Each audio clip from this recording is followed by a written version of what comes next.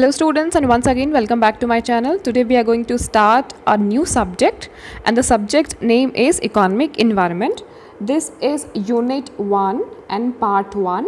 Today we will cover Indian economic environment concept. This is our topic. So guys, I have opted the syllabus of Mahatma Gandhi Kashi Vidyapeeth. This particular subject is in BCom third year, but if you are pursuing MBA or doing any other diploma courses, and if you have the subject name economic environment, so this lecture is equally valuable and applicable for each and every person, each and every student who is pursuing BCom, MCom, MBA, BBA or any other diploma courses. So I will provide you lecture in bilingual language, that means in Hindi and in English, and I will provide you content in pure English language ताकि आपकी जो notes हैं वो भी बराबर तैयार होती रहे.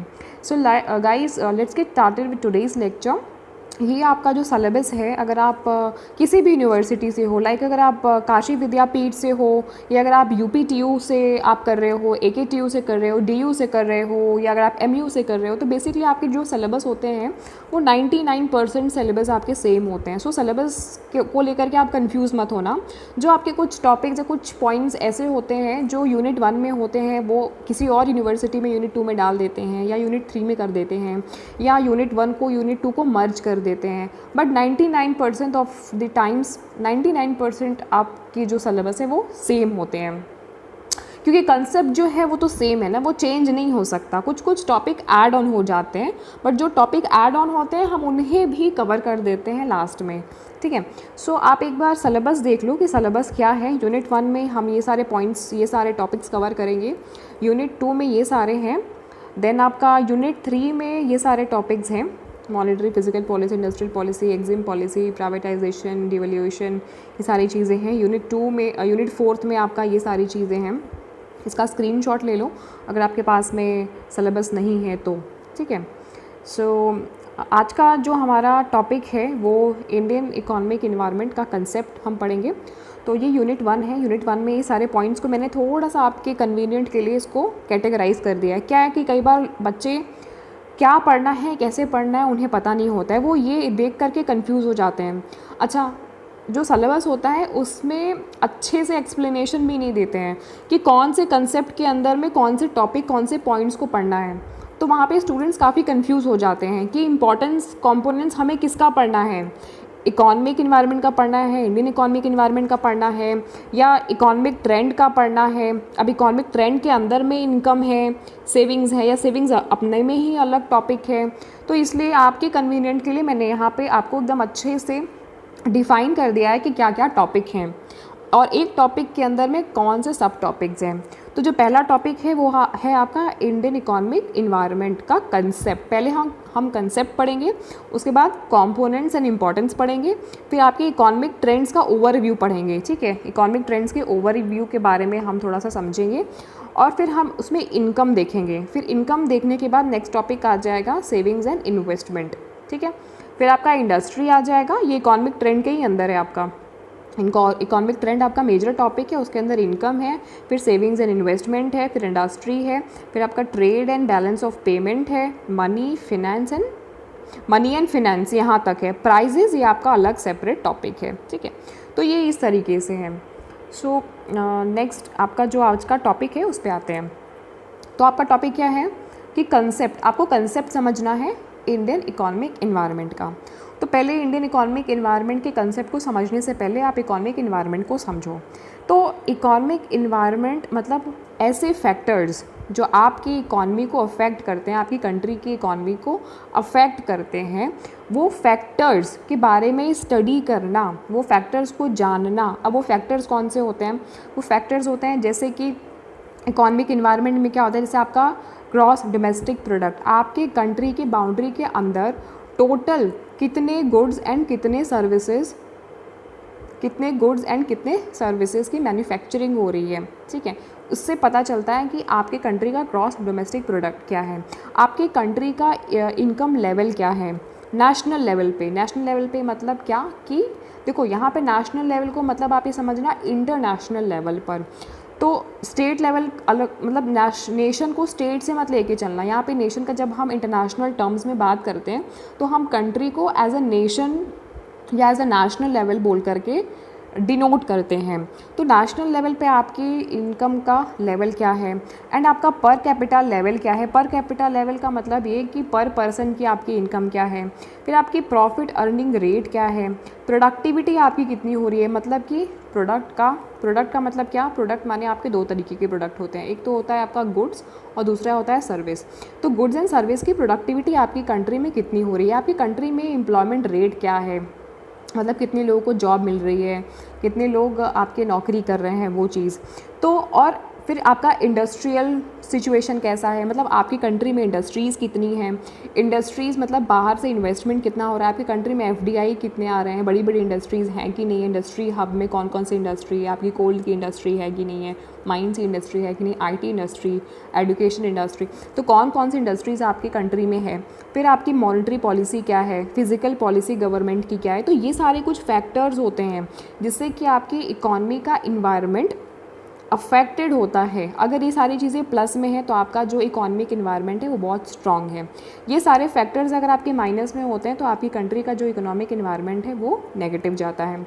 सो बेसिकली अगर आप डेफिनेशन में जाएंगे इकोनॉमिक इन्वायरमेंट का, तो उसका डेफिनेशन क्या है कि the term economic environment indicates to all external economic circumstances. External economic circumstances का मतलब देखो दो होते हैं, एक तो होता है आपके इंटरनल फैक्टर्स, दूसरे होते हैं आपके एक्सटर्नल फैक्टर। एक्सटर्नल फैक्टर्स मान लीजिए कि आपके पॉलिटिकल हो गए, सोशल हो गए, लीगल हो गए, ठीक है। ये सारे आपके जो फैक्टर्स होते हैं वो एक्सटर्नल फैक्टर होते हैं जो आपकी इकोनॉमी के इन्वायरमेंट को बाहरी रूप से अफेक्ट करते हैं।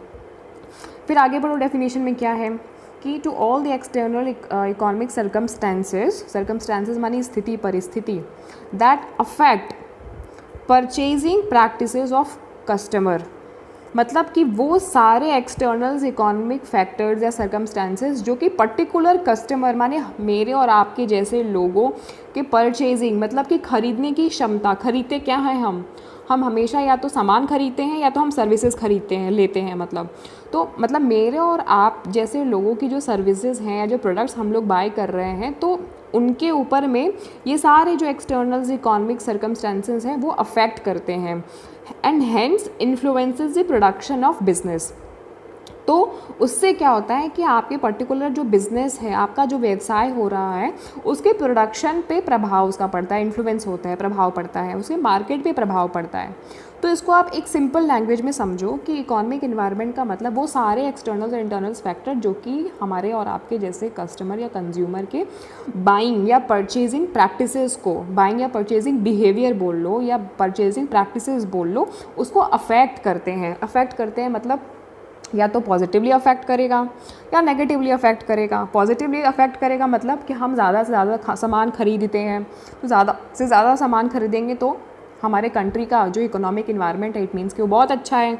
इकोनॉमिक इन्वायरमेंट बहुत अच्छा है का मतलब कि हमारा कंट्री ऐसे इन्वायरमेंट में बिजनेस कर रहा है, ऐसे इन्वायरमेंट में काम कर रहा है जो कि उसके लिए फेवरेबल है, तभी उसके जो कंज्यूमर हैं, तभी जो उसके कस्टमर हैं, तभी वहाँ का जो मार्केट है वो फ्लरिश हो रहा है। लोग ज़्यादा से ज़्यादा बाय कर रहे हैं, सामान खरीद रहे हैं, ज़्यादा से ज़्यादा सामान, और उन सब चीज़ों का जो असर है वो आपके कंट्री के जीडीपी पे पड़ता है। जीडीपी माने ग्रॉस डोमेस्टिक प्रोडक्ट पे पड़ता है। आप ज़्यादा सामान खरीदोगे तो ऑब्वियसली कंपनी को ज़्यादा सामान बनाना पड़ेगा, मतलब उसको अपना प्रोडक्शन बढ़ाना पड़ेगा, अपनी मैन्युफैक्चरिंग बढ़ानी पड़ेगी। मैन्युफैक्चरिंग बढ़ेगा, प्रोडक्शन कब बढ़ेगा? जब डिमांड आएगी। डिमांड कब आएगी? जब आप सामान खरीदोगे ज़्यादा, मतलब परचेजिंग पावर ज़्यादा होगी कंज्यूमर की या कस्टमर की। जब आप ज़्यादा से ज़्यादा परचेजिंग हैबिट डालोगे, ज़्यादा से ज़्यादा सामान खरीदोगे, तो ज़्यादा सामान खरीदोगे मतलब ज़्यादा डिमांड होगी। ज़्यादा डिमांड होगी मतलब तभी तो प्रोडक्शन बढ़ेगा, तभी मैन्युफैक्चरिंग बढ़ेगी, और तभी आपका ग्रॉस डोमेस्टिक प्रोडक्ट जीडीपी वो बढ़ेगा। मतलब आपकी पर्टिकुलर कंट्री के अंदर में कितने प्रोडक्ट माने कितने गुड्स एंड सर्विसेज की मैन्युफैक्चरिंग हो रही है, किस रेट से हो रही है, तभी हमें पता चलता है कि जीडीपी बढ़ रही है या घट रही है। ठीक है, आपको ये समझ में आ गया? देखो, इकोनॉमिक इन्वायरमेंट का सीधे मतलब ये समझना कि इकॉनमी का मतलब तो हो गया आपके पैसे, मतलब आप मुद्रा संबंधित हो गया, फाइनेंस या मनी से संबंधित हो गया। तो आपके कंट्री का मतलब इंडिया का पर्टिकुलर सिचुएशन में, पर्टिकुलर टाइम में किस इन्वायरमेंट में वो फ्लरिश कर रहा है, किस इन्वायरमेंट में वो काम कर रहा है, उसका एक्सटर्नल्स और इंटरनल फैक्टर्स कैसे काम कर रहे हैं, उससे उसका इन्वायरमेंट काफ़ी अफेक्ट होता है।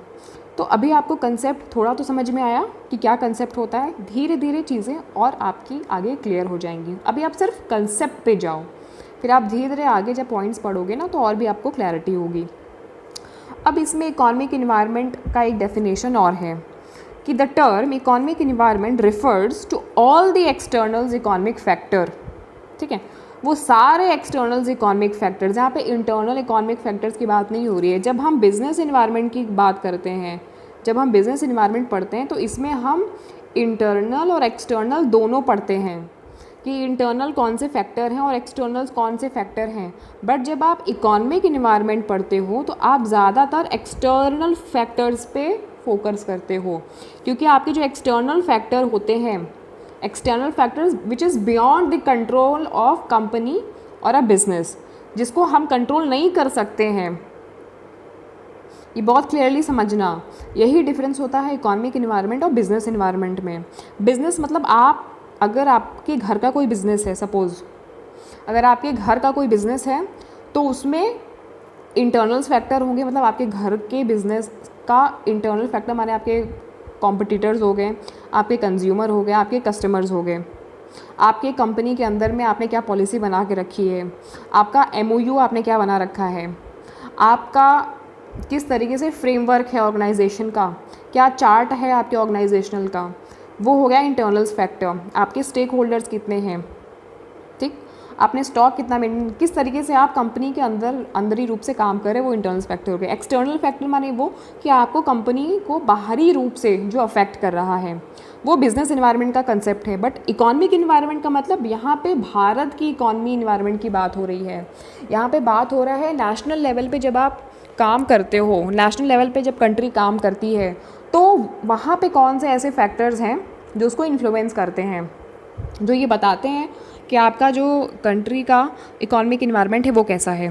तो अभी इसमें क्या है कि the term economic environment refers to all external economic factor, सारे एक्सटर्नल इकोनॉमिक फैक्टर जो कि इन्फ्लुएंस करते हैं बाइंग हैबिट्स ऑफ कंज्यूमर, मतलब वो सारे एक्सटर्नल इकोनॉमिक फैक्टर्स जो कि कंज्यूमर की बाइंग हैबिट्स को प्रभावित करते हैं, एंड बिजनेस मतलब कंज्यूमर को और बिजनेस के बाइंग हैबिट्स को प्रभावित करते हैं, and therefore affect the performance of a company. जब कंज्यूमर एंड बिजनेस को वो अफेक्ट करेंगे तो ऑब्वियसली कंपनी के परफॉर्मेंस पे भी उसका असर पड़ेगा, क्योंकि सामान तो कंपनी ही बनाएगी ना, सामान देश का prime minister, home minister, finance minister तो बनाएगा नहीं, सामान तो बनाएगी कोई कंपनी ही।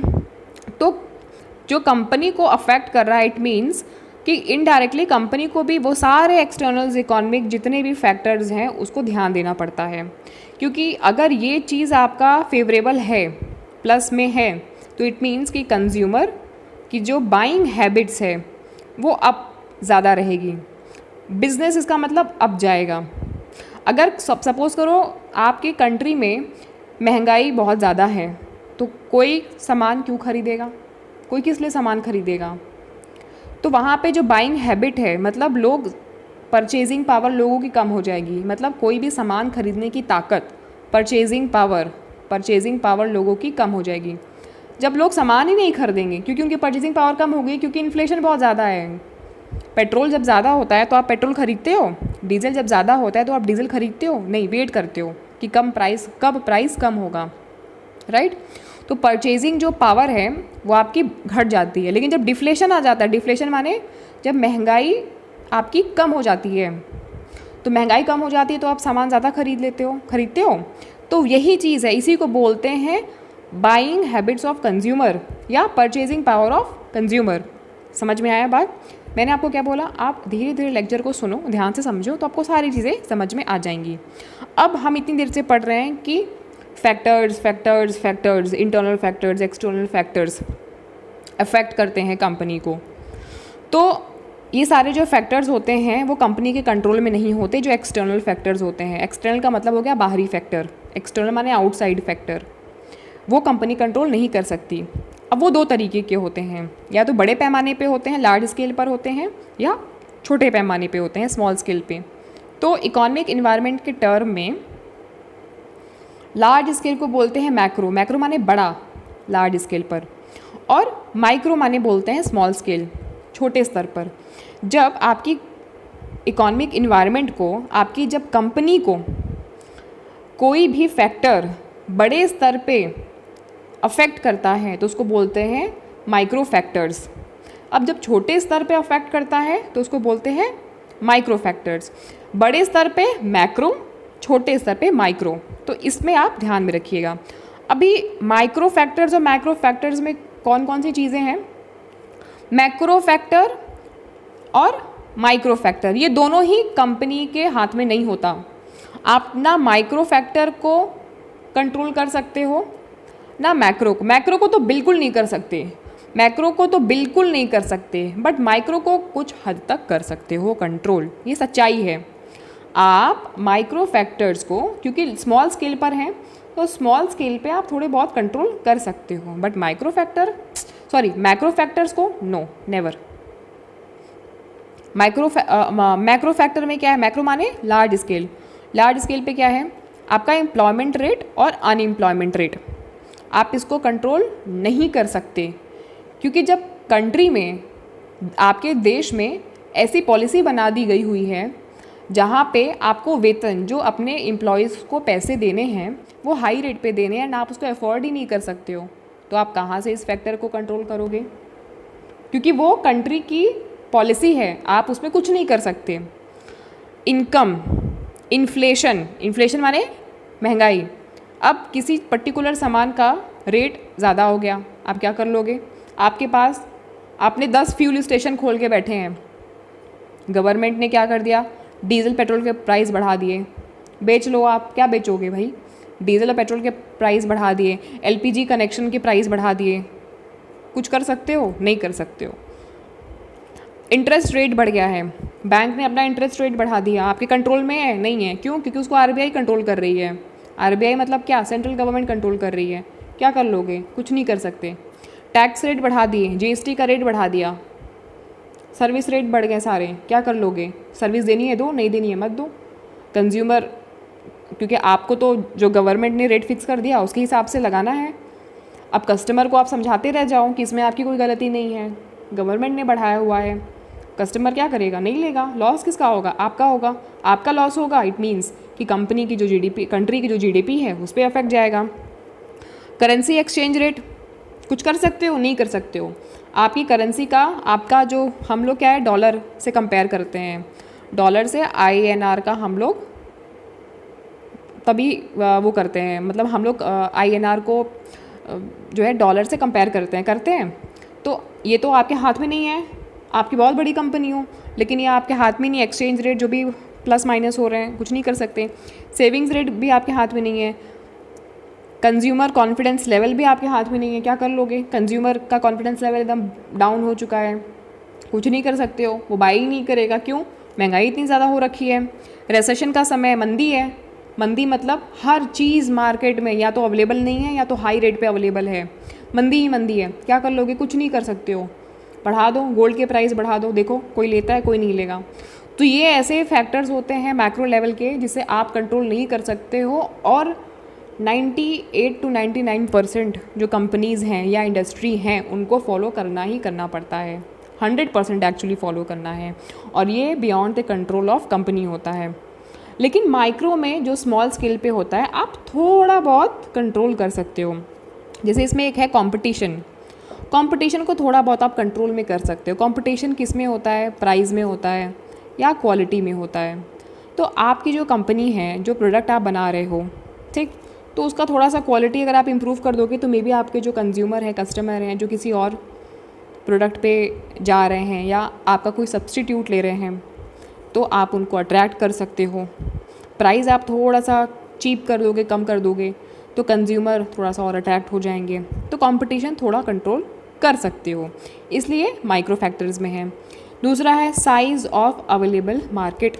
जो मार्केट अवेलेबल है उसका साइज़ कितना है, मतलब जो पर्टिकुलर प्रोडक्ट आप ले के आ रहे हो मार्केट में, ठीक है, सपोज़ करो एक डिस्ट्रिक्ट है, ठीक है, एक ज़िला है, उस ज़िले में जो आप सामान दे रहे हो, जो जो प्रोडक्ट आप दे रहे हो, वो प्रोडक्ट सिर्फ 2 जने दे रहे हैं, एक ए नाम की कंपनी दे रही है, एक बी नाम की कंपनी दे रही है। तो यहाँ पे जो साइज़ है इस पर्टिकुलर डिस्ट्रिक्ट में इस पर्टिकुलर प्रोडक्ट का छोटा साइज़ है। तो साइज़ छोटा होने की वजह से क्या होता है कि अब आप क्या करोगे, अब आप एक तीसरी कंपनी तो लेके नहीं चले आओगे, क्योंकि आपको आपकी खुद की कंपनी देखनी है ऑब्वियसली। तो साइज़ ऑफ मार्केट से भी डिपेंड करता है। अब यही समझो कि इसी पर्टिकुलर प्रोडक्ट की अगर सी भी है, डी भी है, ई भी है, एफ भी है, तो ये जो मार्केट का साइज़ हो गया या और भी हैं, बड़ा हो गया, तो आपको क्या करना पड़ेगा, अपनी प्रोडक्ट की क्वालिटी को इम्प्रूव करना होगा, प्राइस को कम करना होगा, तब यहाँ पे ये कंपटीशन वाली पॉइंट आ जाएगा। तो साइज़ ऑफ मार्केट भी देखना पड़ता है कि मोनोपोली मार्केट है, ओलिगोपोली है, कि कौन सा मार्केट है। फिर है demand for the companies product और सर्विसेज। अब आपकी कंपनी का जो ब्रांड है बहुत बड़ा अच्छा सा ब्रांड है, नाम बड़े और दर्शन छोटे, और क्वालिटी जो है एकदम लोअर क्वालिटी है, तो कोई खरीदेगा? कोई नहीं खरीदेगा। आपकी कंपनी का प्रोडक्ट जो आप दे रहे हो या जो सर्विसेज दे रहे हो उसकी कितनी डिमांड है, और डिमांड किस पे होती है बॉस? डिमांड होती है अगर आपका प्राइस अच्छा है, रीज़नेबल प्राइस है, या आपकी क्वालिटी अच्छी है, आपकी सर्विसेज अच्छी प्रोवाइड कर रहे हो, आफ्टर सेल सर्विसेज दे रहे हो आप, ठीक है, आप कस्टमर हैंडलिंग कैसे कर रहे हो, कस्टमर हैंडलिंग, ये सारी चीज़ें आपकी कंपनी के प्रोडक्ट की डिमांड को बढ़ाती हैं। बट आपकी कंपनी के प्रोडक्ट को जो डिमांड है वो सबसे अच्छे तरीके से बढ़ाने का काम क्या करता है? प्राइस और क्वालिटी। कई बार तो लोग प्राइस में कॉम्प्रोमाइज़ कर भी लेते हैं, मतलब ज़्यादा प्राइस देने को तैयार भी हो जाते हैं, बट क्वालिटी से कॉम्प्रोमाइज़ नहीं करते हैं। तो ये बड़ा मायने रखता है। ये माइक्रो फैक्टर्स हैं, तो आप इसको कंट्रोल कर सकते हो ना, मतलब ऑब्वियसली अपना दिमाग लगाओ ना आप कि कंपनी के प्रोडक्ट को, अपनी सर्विसेज को अच्छा दे करके, आप सपोज़ करो पार्लर में ही अगर आप जाते हो, सैलून में आप जाते हो, तो आप ऐसे सैलून में ज़्यादा जाना पसंद करोगे जहाँ पे हाइजेनिक हो, प्राइस कम हो, क्वालिटी अच्छी हो, ऑब्वियसली ऐसी जगह जाओगे ना। या तो फिर अगर आप प्राइस ज़्यादा अगर दे रहे हो तो ऑब्वियसली आप कुछ ना कुछ उसमें ऐड ऑन एक्सपेक्ट करोगे कि आपको क्वालिटी अच्छी मिलनी चाहिए, आपको एक्स्ट्रा हाइजीन मिलना चाहिए, आपको एक्स्ट्रा बेनिफिट अगर वो दे रहे हैं तो ही आप हाई प्राइस वाले सैलून में जाओगे ऑब्वियसली। तो वो चीज़ें हैं। नेक्स्ट है availability and quality of suppliers. आप जो सामान लेना चाहते हो, ठीक है, आप जो सामान लेना चाहते हो उस सामान की अवेलेबिलिटी ही नहीं है अगर आपके पर्टिकुलर डिस्ट्रिक्ट में, तो ऐसी सिचुएशन में अगर वो सामान आपके डिस्ट्रिक्ट में ज़्यादा प्राइस पे मिल रहा है और आपको उसकी ज़रूरत है, तो आपको ज़्यादा प्राइस दे के उसको ख़रीदना पड़ेगा, क्योंकि सप्लायर्स, मतलब आपको अवेलेबिलिटी भी तो देखनी पड़ेगी ना। कई बार क्या होता है कि जब सामान कम होता है और बेचने वाले को ये पता होता है, मतलब ए सेलर है, इसको पता है कि ये जो मैं सामान बेच रहा हूँ ना, ये बहुत अच्छा सामान है, इसको पता है ये बहुत अच्छा सामान है और कोई और इसका कॉम्पिटिटर नहीं है, तो उसको पता है कि इस पर्टिकुलर प्रोडक्ट की अवेलेबिलिटी नहीं है, तो ये सप्लायर क्या करेगा? इसकी प्राइस को बढ़ा देगा, क्योंकि उसको पता है कि इस पर्टिकुलर प्रोडक्ट की क्वालिटी बहुत अच्छी है, लोग उसको खरीदेंगे ही खरीदेंगे, राइट। तो अवेलेबिलिटी भी डिपेंड करती है क्योंकि इसकी क्वालिटी बहुत अच्छी है। देन नेक्स्ट इज कि the reliability of company's distribution chain, that is I का मतलब हो गया that is how it gets product to customer. Company का डिस्ट्रीब्यूशन चेन क्या है? जैसे कि आप सपोज़ करो अमेज़ॉन से ऑर्डर करते हो, आप नायका से ऑर्डर करते होगे, जो लड़कियां होगी नायका से या पर्पल से ऑर्डर करती होंगी, या आप फ्लिपकार्ट से ऑर्डर करते हो सामान फ्लिपकार्ट से, ठीक है। आपको पता है कि जो उनका डिस्ट्रीब्यूशन चेन है वो कैसा है, सामान को वो कितना अच्छे से पैक करके भेजते हैं। तो कस्टमर को ये पता रहता है कि जो प्रोडक्ट है वो उन तक कैसे पहुँचेगा, किस माध्यम से पहुँचेगा, किस तरीके से पहुँचेगा। तो कई बार क्या होता है कि जो डिस्ट्रीब्यूशन चेन होता है ना, कंपनी का डिस्ट्रीब्यूशन चेन, तो उनमें रिलायबिलिटी बहुत होती है कस्टमर्स की, मतलब विश्वसनीयता, कि जिस तरीके से ये सामान हमको भेजेंगे, पहुँचाएंगे हाइजीनिक मेंटेन करके। ये जैसे कोविड के टाइम में तो सब यही चाहता है कि हर प्रोडक्ट सैनिटाइज़ करके हमको दे, अच्छे डिस्ट्रीब्यूशन चेन से दे। अच्छा डिस्ट्रीब्यूशन चेन का मतलब ये भी होता है ना, आप अमेज़ॉन फ्लिपकार्ट से क्यों ऑर्डर करते हो? आपको पता है कि आप डायरेक्ट कंपनी से ले रहे हो, बीच में मेडिएटर्स नहीं हैं, तो आपको डिस्काउंट भी मिल जाता है ना। शॉप पे अगर आप खरीदने जाओगे तो आप MRP पे आपको मिलेगा, पूरा MRP पे कोई डिस्काउंट नहीं मिलेगा, किट अलग से करनी पड़ेगी 5% डिस्काउंट पे भी। बट अगर आप अमेज़ॉन पर्पल से लोगे तो आपको बहुत डिस्काउंट मिल जाएगा। अच्छा देखो, डिस्काउंट से मुझे याद आया, अगर ये मेरा वीडियो कोई फ़ीमेल देख रही है तो मैं बता दूँ, ये एडिशनल इन्फॉर्मेशन है, थोड़ा सा इसके हटके है कि जो पर्पल है ना, पर्पल पे 50% डिस्काउंट चल रहा है बायोटिक के प्रोडक्ट पे। ये सेल चल रही है और ये जो सेल है वो पर्टिकुलर 2-3 दिन के लिए ही है। तो कल तक तो 40% था और आज सेल के लिए। मैं को प्रमोशन नहीं कर रही हूँ, ये मैं एक इन्फॉर्मेशन के लिए दे रही हूँ। आज 9 अप्रैल है 2021। तो ये जो मैं बता रही हूँ ये आज की डेट के लिए बता रही हूँ और ये ऑफ़र नवरात्रि के पहले तक रहेगा, ठीक है। तो आपको जो फटाफट ऑर्डर करना है तो आप पर्पल से ऑर्डर कर सकते हो, ठीक है। मैंने एडिशनल इन्फॉर्मेशन दे दी। तो अभी देखो टॉपिक पे आते हैं। तो क्या है कि ये मैंने इसलिए बता दिया आपको क्योंकि हम लोग डिस्कशन कर रहे हैं कंपनी के डिस्ट्रीब्यूशन चेन पर। तो कंपनी का जो डिस्ट्रीब्यूशन चेन है ना वो बहुत मायने रखता है, क्योंकि जब ज़्यादा बीच में लोग होते हैं, मतलब कि मैन्युफैक्चरर हो गया, मतलब मैन्युफैक्चरर ने सामान को बनाया, फिर उसके बाद में उसने उसको मतलब होल-सेलर को बेचा, फिर होल-सेलर ने उसको बेचा किसको, शॉपकीपर्स को, या मेडिएटर को दिया, मतलब जो बीच में होते हैं मेडिएटर या रिटेलर जो हो गए उनको दिया, फिर रिटेलर्स वाले देते हैं शॉप को, फिर शॉप वाले देते हैं किनको, कस्टमर को, ठीक है। तो अभी क्या है कि कस्टमर तक पहुँचते पहुँचते इतना लंबा चैनल आ गया बीच में। अब हर बंदा ऑब्वियसली अपना कुछ परसेंटेज प्रॉफिट का मार्जिन रख के ही आगे ट्रांसफ़र करेगा।